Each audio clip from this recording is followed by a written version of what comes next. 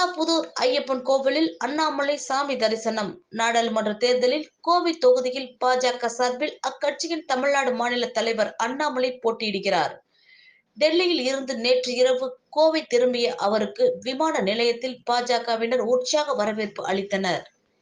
25ஆம் தேதி அவர் வேட்புமனு தாக்கல் செய்ய உள்ளதாக தகவல்கள் வெளியாகியுள்ளது. இந்நிலையில் கோவை சித்தாபுதூர் பகுதியில் பிரசித்தி பெற்ற ஐயப்பன் கோவிலில் அண்ணாமலை சாமி தரிசனம் செய்தார்.